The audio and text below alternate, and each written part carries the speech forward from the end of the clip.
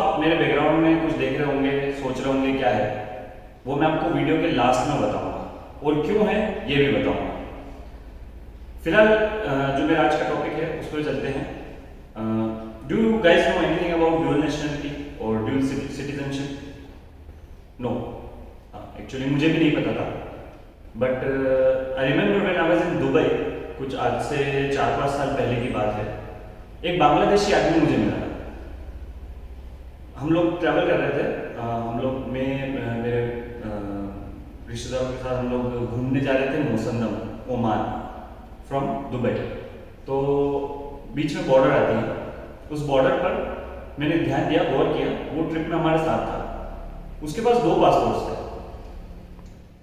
एक बांग्लादेशी और एक यूनाइटेड किंगडम इंग्लैंड का। तो हुआ यूँ कि पहले तो मैं डर गया कि यार ये कोई स्मगलर होगा, 2 पासपोर्ट बना रखे हैं इसने, बट मेरे से रहा नहीं गया। और क्योंकि वो ट्रिप में साथ में था और मुझे ऐसा कुछ लगा नहीं, फील नहीं हुआ कि ये आदमी बुरा आदमी है। देन आई आस्क्ड हिम, यार brother, how did you get passports of 2 different countries? तो पहले तो उसने मेरी तरफ देखा, सोचने लगा, फिर बोला, तुमको पता नहीं हमारे पास ड्यूअल नेशनलिटी है। मुझे थोड़ी देर समझ नहीं आया, फिर क्लिक हुआ, और उसके बाद ना तो मैंने उससे कुछ पूछा ना उसने मुझसे। तो ट्रिप से जब मैं घर लौटा तो मैंने इंटरनेट पे काफ़ी छानबीन करी, थोड़ी रिसर्च करी, थोड़े एनालिसिस करी, और मैंने देखा कि बांग्लादेश एंड यूनाइटेड किंगडम, ये दो कंट्रीज़ है, ये दोनों ड्यूअल नेशनलिटी या मल्टीपल नेशनलिटीज़ अलाउ करती है। फिर मैंने सोचा, does India allow dual citizenship?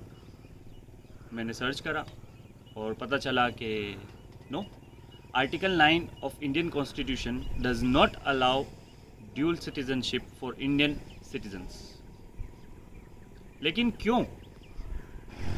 क्या इसलिए कि हमें डर लगता है कि हम पर फिर से कोई राज करने लगेगा?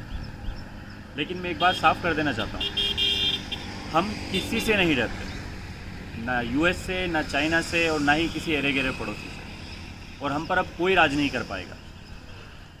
We are new India and new India is fearless.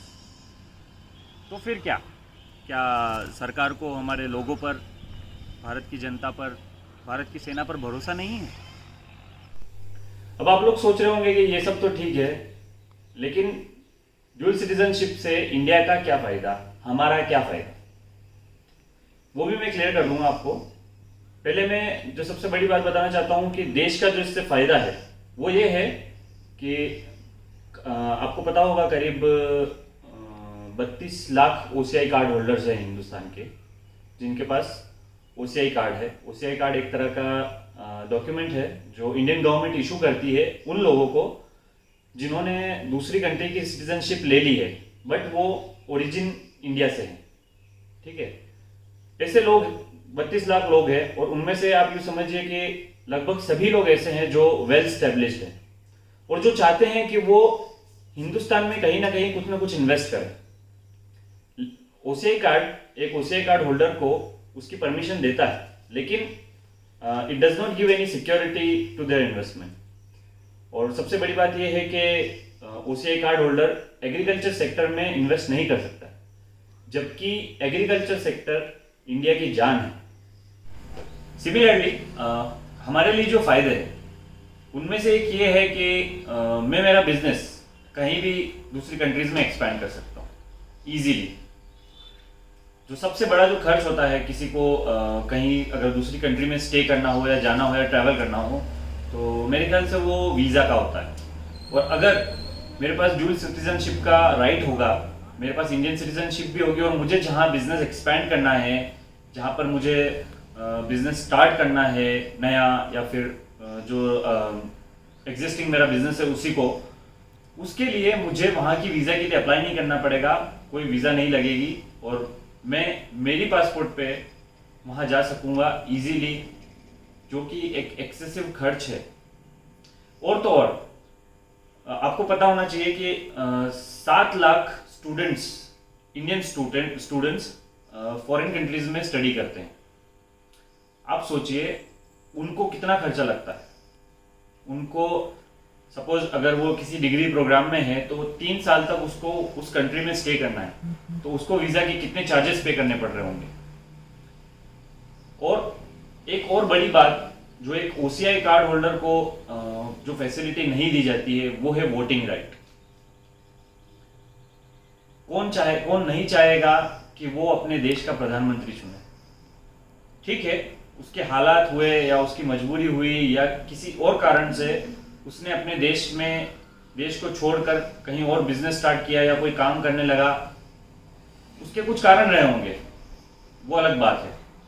लेकिन है तो वो आखिर हिंदुस्तानी, और वो ज़रूर चाहेगा कि वो अपने लिए अपने देश के लिए एक अच्छा नेता, अच्छा प्रधानमंत्री चुने।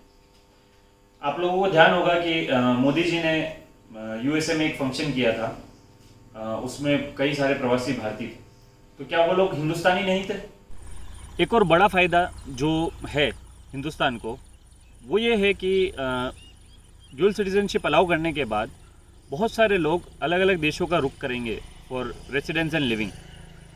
इससे फ़ायदा ये होगा कि इंडिया की जो पॉपुलेशन डेंसिटी है वो कम होगी। अब पॉपुलेशन डेंसिटी के बारे में मैं ज़्यादा डीप में नहीं जाऊंगा, लेकिन आपको बता दूं कि इंडिया 7वें नंबर पे आता है मोस्ट डेंसली पॉपुलेटेड कंट्रीज़ की लिस्ट में। इन सब फैक्ट्स और रीजंस के बाद मैं सिर्फ यही कहना चाहता हूं कि अगर अक्षय कुमार जी कैनेडियन सिटीज़न होते हुए भी देशभक्त हैं और अभिजीत बनर्जी जी यूएस सिटीज़न होने के बावजूद इंडिया को नोबेल प्राइज़ दिला सकते हैं, तो हम लोग कौन होते हैं उनसे उनकी सिटीजनशिप छीनने वाले। और जब यूएसए, इंग्लैंड, रशिया, फ्रांस और यहाँ तक कि बांग्लादेश भी, और ऐसे कई 85 कंट्रीज है टोटल जो ड्यूल नेशनलिटी अलाउ करती है, तो हम लोग क्यों नहीं करते हैं। अब मैं आपको बताता हूँ कि आपने जो पूरे वीडियो में बैकग्राउंड में जो मशीनरी और जो सारी चीज़ें देखी वो वहाँ क्यों थी, क्योंकि जो आज का टॉपिक था ड्यूल सिटीजनशिप, उसी से रिलेटेड एक बात मैंने कही थी इन्वेस्टमेंट की।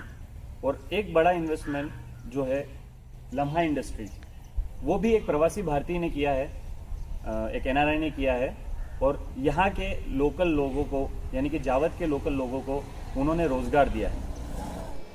तो दोस्तों, अगर आप मेरी बात से सहमत हैं और आप चाहते हैं कि इंडिया भी ड्यूल सिटीजनशिप या मल्टीपल सिटीजनशिप अलाउ करे, तो इस वीडियो को ज़्यादा से ज़्यादा शेयर करें ताकि ये उन अथॉरिटीज तक पहुंच सके जो इस कंसेप्ट को अंजाम दे सकते हैं।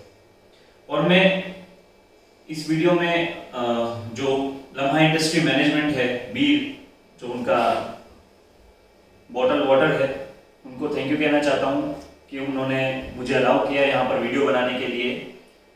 और thanks for watching, bye bye.